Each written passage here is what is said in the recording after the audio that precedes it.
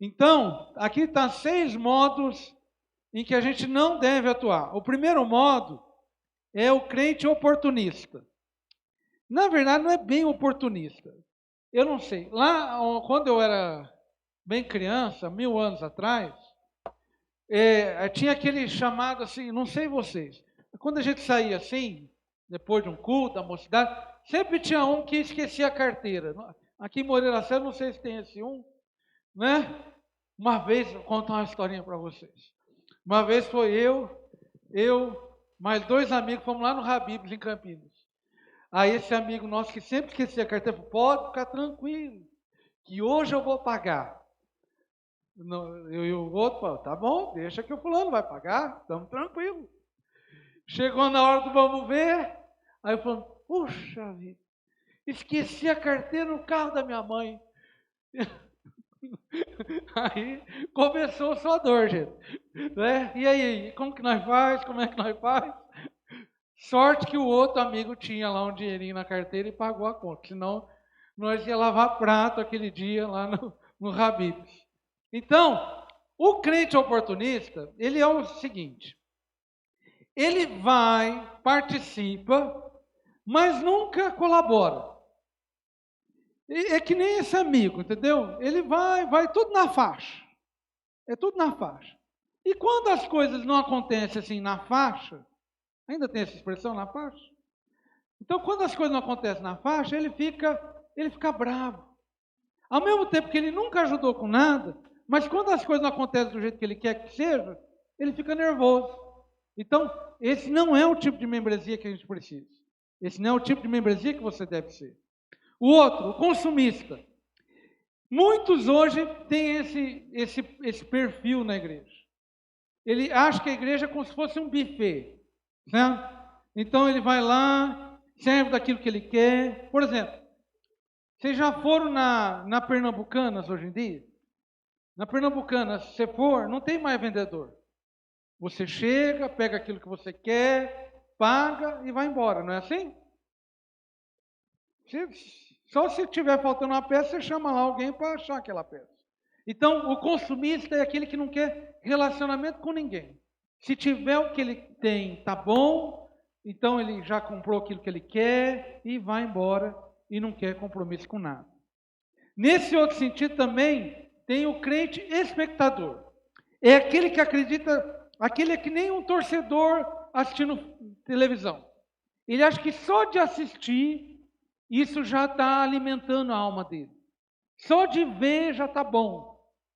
Uma vez, há muito tempo atrás, eu estou bom das historinhas hoje. Histórias verídicas essas. Uma vez, muito tempo atrás, eu fui num culto, aí o pastor daquele culto chamou o outro, vem, ô fulano, vem aqui dar um testemunho. Aí o outro levantou lá no fundo da igreja, a igreja era grande. Ô pastor, fica tranquilo. Hoje aqui eu só vim para ser servido. Eu estou satisfeito com tudo que está acontecendo. Fica tranquilo, eu agradeço, mas eu não quero fazer nada disso. Eu só vim para ser servido. Então, esse é o crente espectador. Ele acha que só vendo já está bom demais. O que mais? O crente drive-thru, olha isso. Esse aqui, ele também é mais ou menos disso. Ele passa, pega aquilo que ele quer e vai embora. Passa, pega o que ele quer e vai embora. Não tem ligação com ninguém, não tem elo com ninguém. Também a gente não precisa disso. Um crente isolado, o que é o crente isolado? Muitas igrejas hoje, você não tem mais membresia de igreja. Você não tem nem lista de membros daquela igreja. Por quê? Porque eles vão nessa ideia de um crente anônimo. Então não precisa ter compromisso. Tanto faz se você veio hoje, se não veio amanhã, se deixou de vir, fez o que fez. Não, o que importa é o que você está fazendo agora. Por exemplo, esse tempo atrás eu ouvi falar de uma igreja, que a pessoa chegava na igreja, mas nem assim, não tinha nenhum discipulado, não tinha nenhum acompanhamento. Se ela quisesse já entrar para tomar ceia, já pode tomar. Já quer batizar, vamos batizar agora mesmo. Já quer tomar ceia, já toma ceia. Então, não tinha critério de nada. E também não tinha um acompanhamento depois daquilo. Também não funciona. E por último, que é a novidade dos nossos tempos, que é aquele crente sem igreja. Ele acredita que se ele tiver, vou contar uma história, olha, hoje eu estou cheio das histórias. Esses dias chegou um, ligou para o pastor, falou assim, pastor, vai ter a ceia aí sábado, essa semana essa história. Então, mas eu não estou querendo ir porque eu estou com medo. Eu vou juntar aqui com a minha mulher, nós vamos fazer uma oração, vamos assistir aqui no Facebook. Então, enquanto que o senhor estiver aí, a gente está fazendo oração aqui e nós tomamos a ceia aqui mesmo. Então, tá vendo? São todas hipóteses onde eu não preciso me comprometer, eu não preciso prestar contas na minha vida, eu não preciso me associar a nada. O versículo que eu pedi para vocês lerem, lá em João 14 e 21, o que ele diz? Vocês lembram? Vamos ler todos juntos? Ele diz assim, aquele que tem os meus mandamentos e os guarda, este é o que me ama. E aquele que me ama será amado de meu Pai, e eu o amarei e me manifestarei a ele. Uma coisa que é muito difícil o nosso tempo entender é o seguinte, é a ligação entre amor e autoridade. Para nós, amor é quase que fosse um sentimento. Então, eu só amo quando, vamos pensar assim, eu posso amar e ser infeliz ao mesmo tempo? Na ideia atual, não. Se eu estou amando, eu tenho que ser feliz. É uma consequência de estar amando alguma coisa. Mas nem sempre isso é uma verdade. Eu amo e eu tenho que fazer coisas que eu não quero fazer. Na ideia atual, isso também não existe. Mas a maioria das vezes, Deus quer com você. Se você não casou ainda, e depois que você casar, depois que você tiver filhos, você vai amar e vai fazer bastante coisa que você não quer fazer. Muita coisa. Por exemplo, você vai ter que acordar de madrugada, umas 3 horas da manhã, entendeu? E enfrentar um choro, aí não vai ficar só no choro, porque você vai ter que pegar lá um lenço, estão me entendendo? Vai ter que pegar a fraldinha, que não vai estar muito cheirosa, e vai ter que enfrentar aquilo. Você quer fazer aquilo?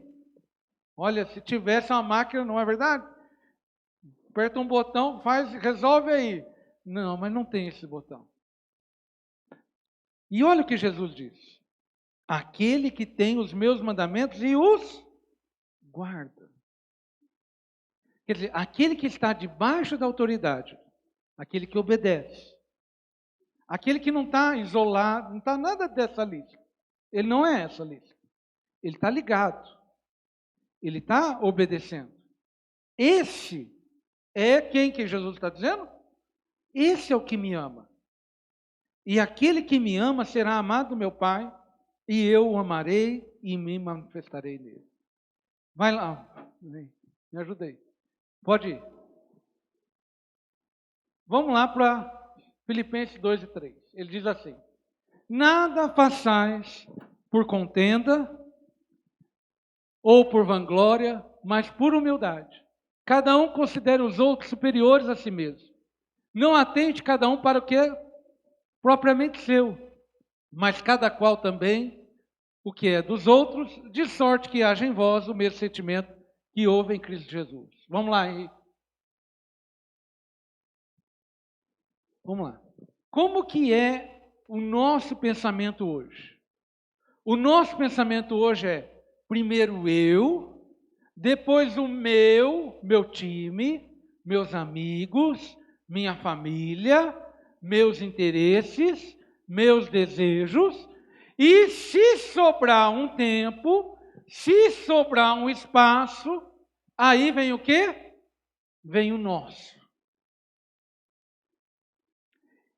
Essa pregação de hoje vale tanto para a nossa vida como igreja, como para a nossa vida profissional, como para a nossa vida familiar. O mundo nos leva a isso, nos leva a colocar em primeiro lugar o que eu quero, Aí depois o que eu quero é o meu. Então eu vou. Quer ver? Teste de você ver o seu meu. Pense você os seus 5 melhores amigos. Pense aí, seus 5 melhores amigos. Aí você vai falar para mim, poxa vida, pastor, 5 é muito nome. Não dá para diminuir a lista? Os 5 melhores que você colocou são pessoas que dão alguma coisa para você, não é verdade? Você sempre vai ter uma vantagem em cima dessas pessoas. Então, é sempre esse meu. Aí, se sobrar um espaço, vem o nosso. Isso é bíblico. Esse modo da gente encarar. Lá fora é assim. Mas isso é bíblico. Um cristão pode levar a sua vida, eu vou fazer aquilo que eu quero. Eu vou fazer aquilo que eu gosto. Eu vou fazer só aquilo que eu desejo. Um pastor falou uma vez o seguinte: não tem como a gente obedecer a Deus se a gente fizer tudo que a gente quer. Não dá. Que a gente acabou de ler. Se vocês guardarem os meus mandamentos, vocês me amam.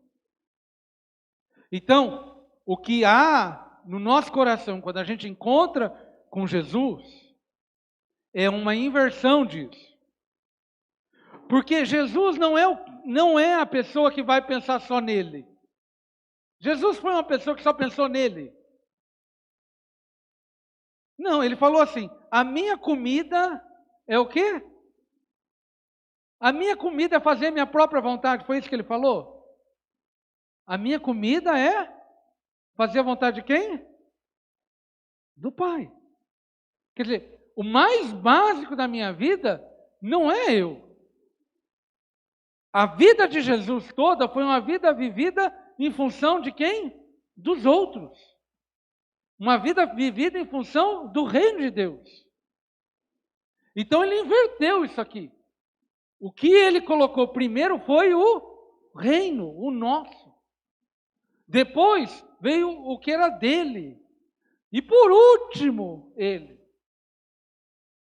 Então como é que, como membros de igreja, a gente pode passar de uma vida de egoísmo, uma vida centrada em nós mesmos, que isso não é ser membro de igreja.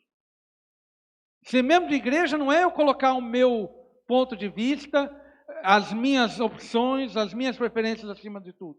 Não. Ser membro de igreja é nós estarmos aqui numa profunda colaboração entre um com o outro. Paulo vai dizer que nós somos membros um do outro, assim como o seu corpo. Você já imaginou o seu corpo, se um dia o seu pulmão falar assim: não, eu quero pensar só em mim mesmo. Não quero nem saber do coração, não quero nem saber do rim, não quero saber de mais nada. Eu quero saber de mim mesmo. Não estou a fim de respirar hoje. O que acontece com essa pessoa? Ela morre. Então, se realmente nós somos membros uns dos outros, quando a gente aceita Jesus, quando a gente entra para o seio da igreja, um pensamento egoísta, ele morreu. Ele morreu. Você não é mais de você mesmo. Paulo vai falar também: a vida que agora eu vivo em Cristo. Não mais vive eu, mas Cristo vive em mim. Então acabou. Então, como é que eu mudo a chave dentro de mim? Uma pergunta eu quero fazer vocês fazerem. Uma pergunta pode transformar a nossa vida como igreja. E a pergunta é, está aqui embaixo, você consegue ler. Como posso ajudar?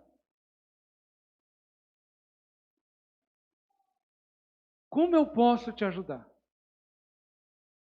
Olha o que Paulo fala. Porque todo mundo, volta lá, Henrique. Todo mundo busca o que é seu e não o que é de Cristo. Mas quando eu e você, como igreja, tivermos um sentimento de essa pergunta simples, parece até boba. Como eu posso te ajudar? Ela for uma chave assim, ela for um guia para a nossa vida, tudo vai ser transformado nessa igreja como igreja. Você já imaginou? Em vez da gente perguntar para os outros, o que você vai fazer por mim? A gente perguntar para os outros, como é que a gente pode ajudar os outros? Aí, é uma pergunta que vai exigir o quê? Coragem. Porque para ajudar os outros, eu posso continuar fazendo aquilo que eu bem entendo? Eu posso continuar sendo membro de quando eu quero ser membro, quando eu não quero ser membro? Não. Tem um camarada bem famoso, chama Bauman. Alguém já viu alguma coisa do Bauman? Zygmunt Bauman. Ele tem um livro chamado Modernidade Líquida. Alguém já? Não? Bom, um dia que você estiver no YouTube lá, assim, querendo dormir, daí você bota lá, Modernidade Líquida.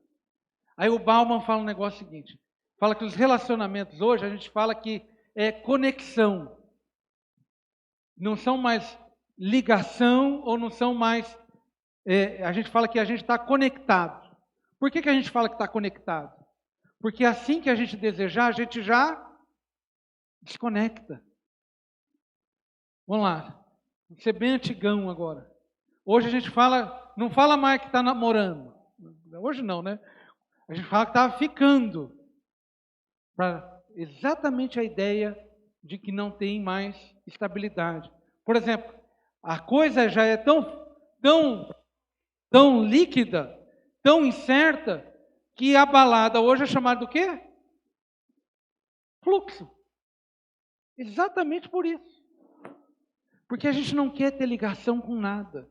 A gente não quer pertencer a nada. Mas isso é uma artimanha do diabo, seu irmão.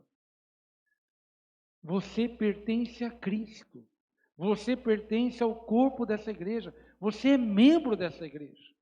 A sua vida é de importância fundamental para a vida dessa igreja. Sabe por quê? Porque um milagre pode acontecer na minha vida através de uma oração que você faz. E um milagre pode acontecer na sua vida através da oração de outro membro dessa igreja. Às vezes, um perdão que você está buscando, desesperado no seu coração, uma palavra de conforto, pode vir de uma pessoa que você jamais imagina que é também o quê? Membro desta igreja. É isso que Jesus faz. O que nos une nessa igreja, como um corpo de Cristo, não é a minha vontade, não é a sua vontade, é a vontade soberana, perfeita de Deus. Foi Deus que colocou eu, foi Deus que colocou você, foi Deus que colocou aquele que você talvez acha que não deva estar aqui. E eu vou dizer para você, quem colocou ele aqui dentro foi Deus. E se Deus nos colocou aqui, não nos colocou à toa. Nos colocou para que nós, servindo uns aos outros, assim como Ele tem nos servido, a gente alcance misericórdia. A gente chegue aos céus. Então, eu vou desafiar a sua vida. A partir de hoje, eu quero desafiar a sua vida a se tornar um membro real dessa igreja, um membro participativo dessa igreja, um membro vivo dessa igreja. Como é que eu faço isso? Com uma simples pergunta: como eu posso ajudar? Porque a palavra de Deus diz que Deus, ele tem uma multiforme sabedoria e os dons dele estão repartidos aqui dentro. Vamos lá, Henrique. Unidade de propósito. Começa, para nós entendermos como é que vamos a alguns princípios. Primeiro princípio, completai o meu gozo para que o quê? Vamos ler junto? Sintais o quê? Vamos lá, vamos ler juntos? Juntos? Vocês tomaram café hoje, gente? Vamos lá, me ajuda aí. Completai o meu gozo para que sintais tendo o quê? E o mesmo, não desânimo, ânimo, certo? Sentindo uma mesma coisa. Então, você imagina, se todo mundo aqui na igreja tem esse espírito de como eu posso te ajudar. Vai ter intriga aqui dentro dessa igreja? Vai ter fofoca aqui dentro dessa igreja? Vai ter, não vai ter. Vai ter problemas? Vai ter problemas. Mas a solução dos problemas vai ser quem? Vai ser nós mesmos. E aí, isso aqui vai ser verdade. Porque a gente vai ter o mesmo sentimento, o mesmo ânimo, o mesmo amor, a mesma consideração. O que mais? Uma coisa que impede a gente é a reconciliação. Nada façais por contenda ou vanglória, mas por humildade cada um considere os outros superiores a si mesmo. Às vezes, dentro da vida da igreja, a gente pega lá o BO não, melhor dizendo, a capivara. A gente fala assim, poxa, deixa eu ver aqui. Olha, fulano de tal, vamos ver aqui que ele já fez por mim aqui na igreja. Ah, ele já fez isso. Poxa, quando eu tinha 5 anos, lá na classe do maternal, ele roubou minha chupeta. Então não posso ajudar ele agora. Uma vez eu fui fazer uma visita para uma irmã, aí ela começou a falar para mim, olha pastor, eu não vou na igreja porque há 25 anos atrás, eu fui na igreja e um irmão da igreja falou que a minha saia estava muito curta. Aquilo abalou muito a minha vida e desde aquele dia eu não vou mais na igreja. Então, às vezes, a gente deixa de servir, deixa de participar. Por quê? Porque a gente ficou preso lá no passado. Ou a gente só faz as coisas aqui na vanglória ou na contenda. Não é? Ah, quem que vai estar lá? Ah, vai estar lá fulano. Ah, então eu não vou. Eu não vou porque eu não gosto do fulano. Aí, ou se não é o outro lado, né? Quem vai estar lá? Fulano. Ah, e eu vou para fulano ver o que eu estou fazendo. Não. O que Paulo fala para a gente?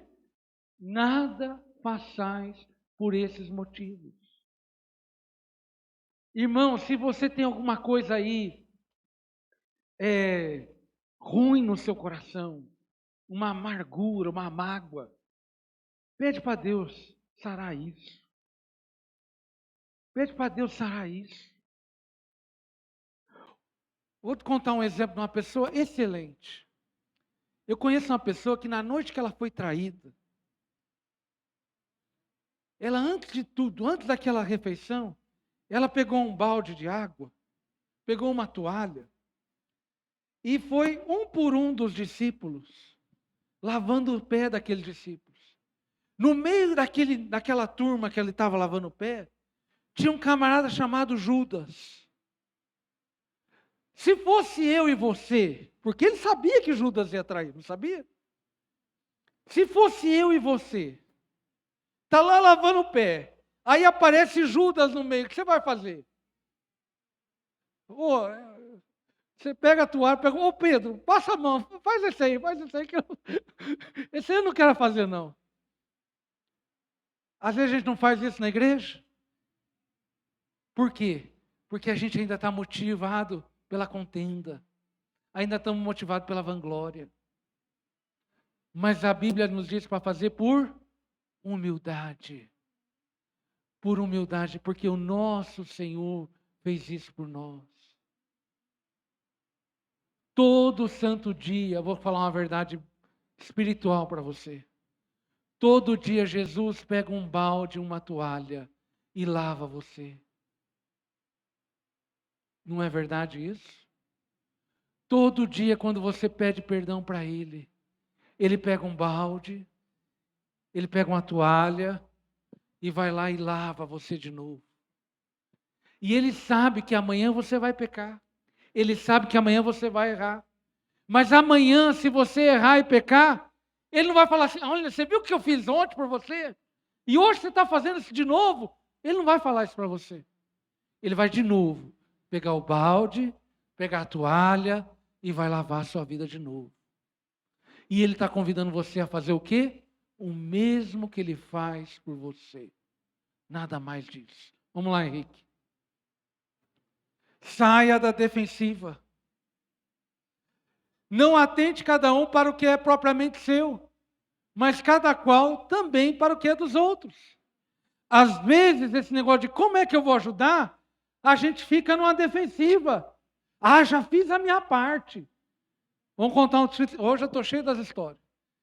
Uma vez a gente foi fazer um testemunho. Aí, deu umas 3 quadras. A irmã virou para mim e falou, ó, pastor, a nossa parte já acabou.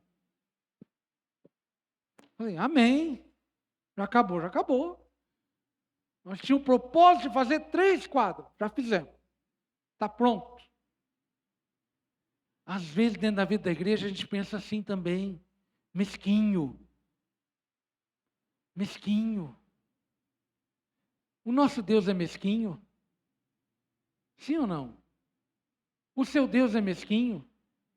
O seu Deus é avarento? Não. De novo, vamos voltar lá para o balde. Eu erro hoje, eu peço perdão, ele vem de novo, com amor generoso sobre a minha vida. Irmãos, talvez você, às vezes na pregação, a gente fica assim, vamos ver se é verdade isso. Você fica ouvindo o que eu estou falando, aí você fica pensando assim, isso aí é fulano, isso é ciclano, isso aí é beltrano, né? A gente mesmo, a gente nunca põe a carapuça. Mas Deus está falando com você hoje. Deus está falando com você hoje. Porque Deus quer o melhor da sua vida. Porque Deus quer o melhor através da sua vida. Quantas pessoas que Deus quer alcançar através da sua vida, mas você está falando assim, já fiz a minha parte. Deixa para outro, deixa para outro. Estou cansado. Não. Deus quer alcançar pessoas através da sua vida. Deus quer alcançar gente através da sua vida, dos seus bens, daquilo que você tem. Porque Deus não, ninguém aqui dentro, vou falar uma verdade para você, você pode dar tudo, tudo que você tem você pode dar, mas você não vai ganhar de Deus não dá. Ninguém aqui ganha de Deus não dá. Ninguém. Por último, testemunha de Cristo. Para que sejais irrepreensíveis e sinceros. Olha o objetivo. O objetivo é ser um membro irrepreensível. Mas não irrepreensível, mas ao mesmo tempo sincero. Não é uma coisa de fachada. O convite de Jesus não é para um farisaísmo, para você mostrar que é bom. Não, é para você ser bom e poder ser sincero sendo bom. E que mais? Filhos de Deus inculpáveis no meio de uma geração corrompida e perversa. A geração que a gente vive é a geração do eu na frente, do meu, e se sobrar um resto, a gente manda para o nosso. Essa é a nossa geração. Mas Deus chamou você não para ser isso. Deus chamou você para resplandecer como astros no mundo. Como é que eu faço isso? Vai lá, Henrique.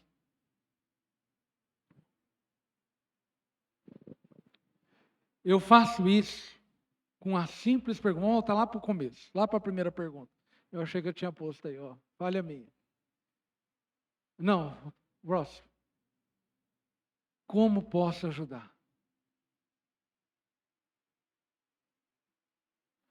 Qual foi a última vez que você fez essa pergunta para alguém? Você lembra? Ou se você nunca fez essa pergunta para alguém? Tem uma coisa que a gente fala, E a gente fala mentindo o tempo todo. Que é uma coisa chamada tudo bem. Não é verdade? A gente faz tudo bem, bota aquele ponto de interrogação lá no final, quando a gente manda a mensagem. Mas no fundo, se a pessoa começar a contar tudo, você quer ouvir mesmo? Não, você só fala por educação. Mas uma igreja real, de verdade, é uma igreja que o tudo bem está tudo bem mesmo. Como é que eu posso te ajudar? Então, mais do que vocês, gente, essa pregação é para mim. Eu quero que esse ano de 2021, antes de eu pedir qualquer coisa para vocês têm que me puxar a orelha para isso, ó, uma missão aqui. Vocês façam eu perguntar antes, como é que eu posso te ajudar? E eu queria que vocês também fizessem isso. Como é que você pode ajudar essa igreja? Como é que você pode ajudar a sua família? Como é que você pode ajudar as pessoas que estão do seu lado? Quando nós realmente fizermos disso a nossa oração, fizermos disso a nossa vida, nós iremos resplandecer nesse mundo como astros. E Jesus vai brilhar através da nossa vida. Vamos ficar de pé. Vamos orar.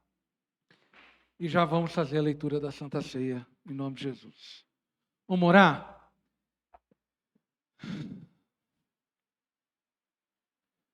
Vamos orar para a palavra de Deus entrar no seu coração. Pai bondoso, ajuda-nos, Senhor, a sermos membros melhores dessa igreja, Pai. Ajuda-nos, Senhor, a realmente ter esse sentimento, Senhor, de sermos mútuos colaboradores, Pai.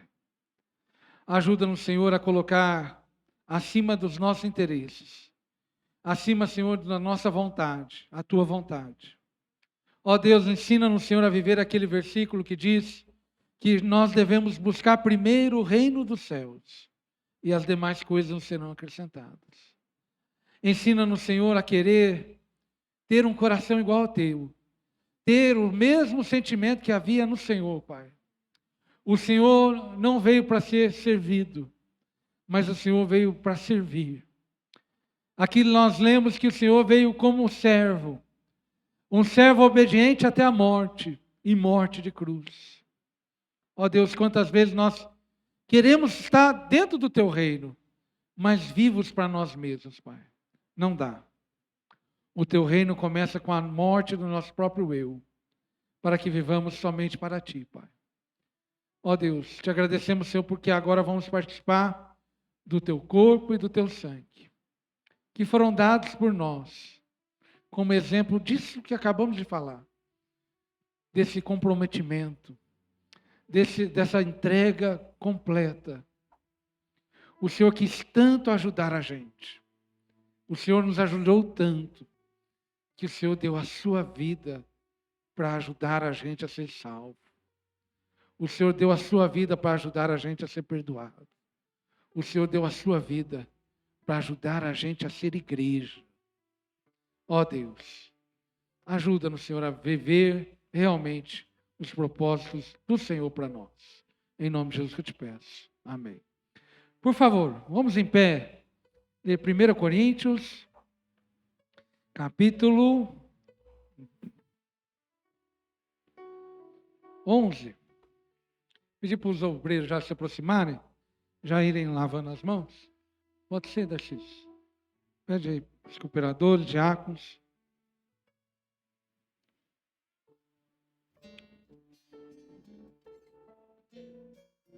Todos acharam? Nós vamos ler a partir do verso 23. 1 Coríntios capítulo 11, verso 23. Porque eu recebi do Senhor o que também vos ensinei, que o Senhor Jesus, na noite que foi traído, tomou o pão. A igreja pode ler o verso 24?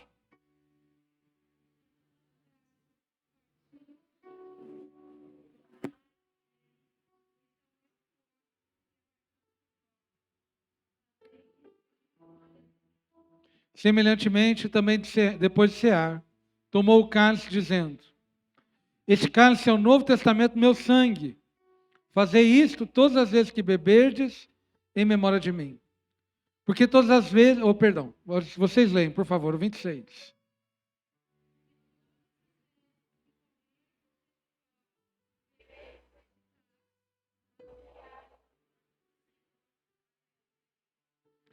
Portanto, qualquer que comer este pão, ou beber o cálice do Senhor indignamente, será culpado do corpo e do sangue do Senhor. A igreja, verso 28, por favor.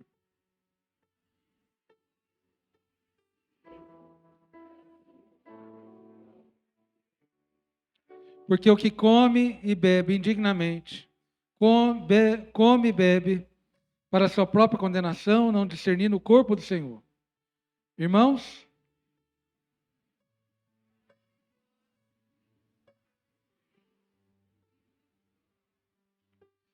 mas, porque se julgássemos a nós mesmos, não seríamos julgados. Por último, por favor.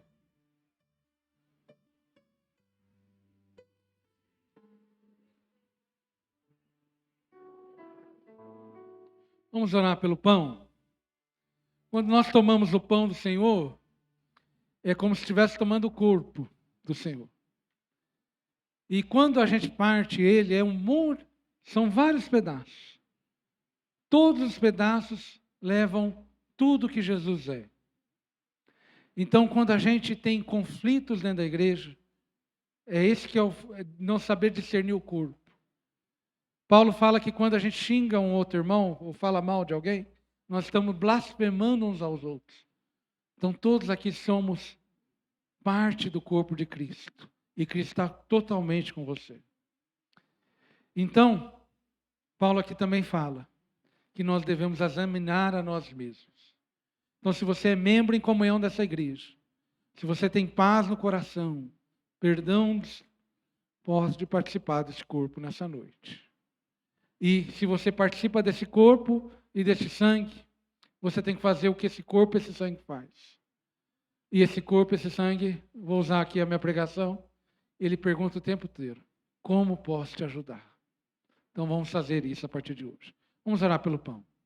Pai querido, aqui está o teu pão, que simboliza o teu corpo, derramado naquela cruz, Pai, partido naquela cruz. Pai querido, que ele seja para fortalecimento espiritual dos teus filhos, Pai. Para que possamos discernir nele, Senhor, a unidade que há nesta igreja, Senhor. Que cada um de nós pertencemos uns aos outros. Que cada um de nós prestamos contas uns aos outros. Há algo maior aqui do que os meus desejos. Há algo maior aqui do que a minha vontade. É a tua vontade. São os teus desejos. Ó Deus, ensina-nos, Senhor, a realmente valorizar a membresia da igreja. Ensina-nos, Senhor, a realmente valorizarmos a família cristã, a família da igreja, Pai. Pai bondoso, ajuda-nos, Senhor, em nossas fraquezas, nossos pecados. Perdoa, Senhor, as nossas iniquidades, Pai. Sara, Senhor, de todas as feridas, Pai. Ó Deus, é em nome de Jesus que eu te peço. Amém. A banda vai louvar o Senhor enquanto participa.